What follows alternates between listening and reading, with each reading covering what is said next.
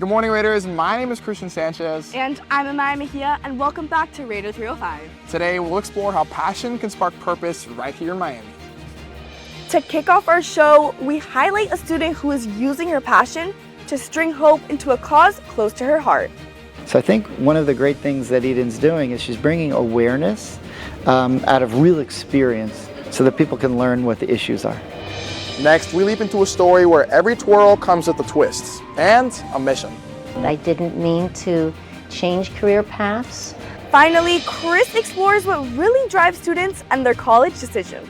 So yes, while passion is important, it isn't everyone's #1 priority. But what about the prestige of the school? Sit tight because we have all these stories and more on Raider305.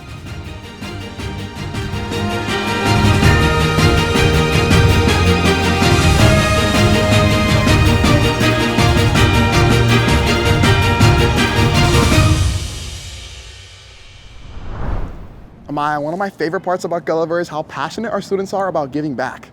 That's right, Chris. And for our first story, we meet a student who's turning her passion for crafts into small pieces of hope. Sarah Shapiro has the story.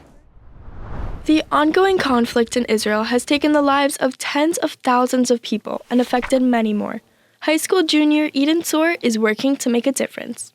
I felt bad watching it from afar and really felt like I needed to do something to help and couldn't just go on with my life while people were dying everywhere. Born out of grief but fueled by hope, Eden created Beads for Israel, a nonprofit where she hand makes each piece of jewelry and donates 100% of the profits to an organization called Brothers and Sisters for Israel. Some of them say bring them home, some of them say free them now, stand with Israel. They're all just different positive designs for people to wear, and they can look on the site and pick what message they want to convey to others. Eden's plan to take action could not have been possible without her father.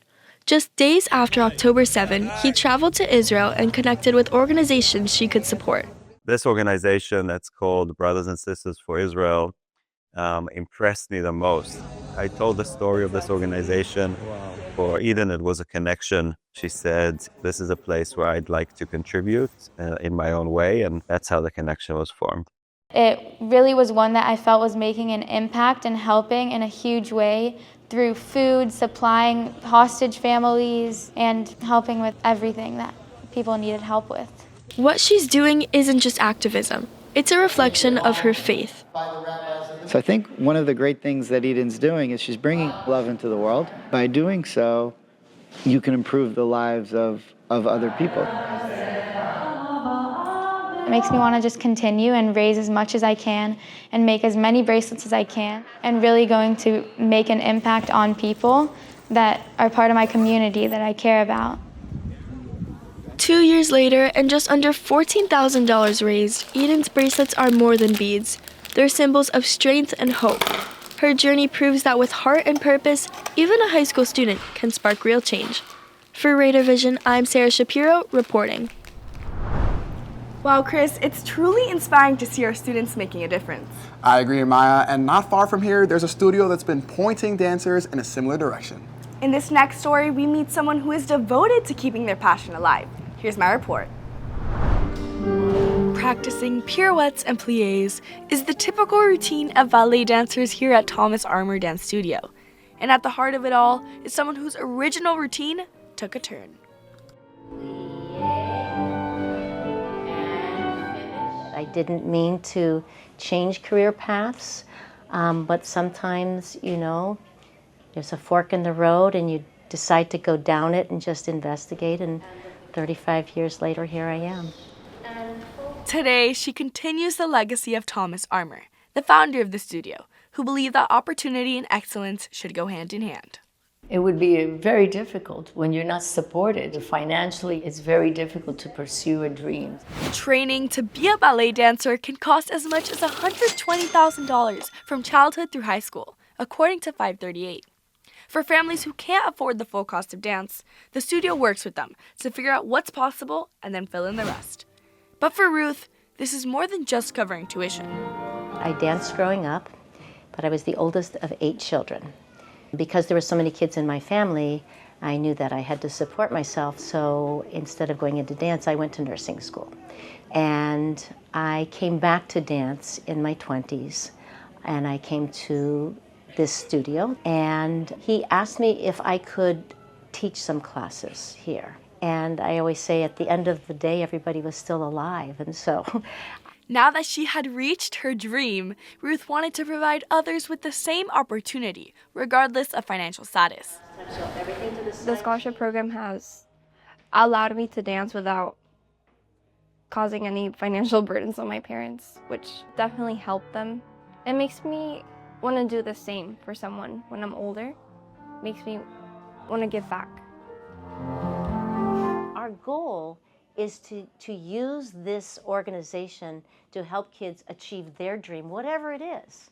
If we have the tools and access to problem solving, why wouldn't we, right? So we feel very lucky. From ballet bars to bright futures, Ruth Wisen has turned a ballet studio into a place where dreams come to life. For Raider Vision, I'm Amaya Mejia, reporting. Ruth created a cause that allows students to follow their passions, no matter their circumstances. And as we look towards the end of the school year, seniors have their own fork in the road. After the break, I'll explore this and why the stakes are so high when making college decisions. Big Mama's calamine vinaigrette. I put that stuff on everything. Salad? Yep, What about pasta? you betcha. My mom's chicken?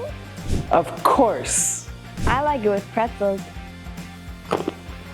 On top of that, Big Mama's Calamundin vinaigrette is vegan, gluten-free, there's no added sugar, no preservatives, and no artificial flavors. And we test it exclusively on grandchildren. And finally, Chris hones in on what students need to consider when making such a monumental decision. Tomorrow begins my last week of high school. 4 years, just like that. And while I couldn't be more excited to start my new chapter, this nonstop college talk has shifted my mind elsewhere. During my scavenge to find my future college, I was met with a roadblock. I had to pick between two paths, a school that would enable me to explore and live my passion daily, or a school with a well-known name that has proven itself year after year. So are students chasing prestige over passion when it comes to college? Well, a student loan hero study found that 1 in every 5 students chooses their college for the opportunity to pursue their passion. Although most students believe it's important to do what you love, when applying for colleges, it's beneficial to have a well-rounded perspective. While on your search, other things like location, community, and reputation come into play. So yes, while passion is important, it isn't everyone's #1 priority. But what about the prestige of a school? While the name of a school can add to its attractiveness, the real benefit from the prestige of a college comes from the job opportunities. Studies show that on average, Ivy League school graduates earn 35% more than graduates from other schools. Employers often choose Ivy League school graduates due to their quality of education and strong alumni network. But as a senior in high school, I feel like I can best answer this question.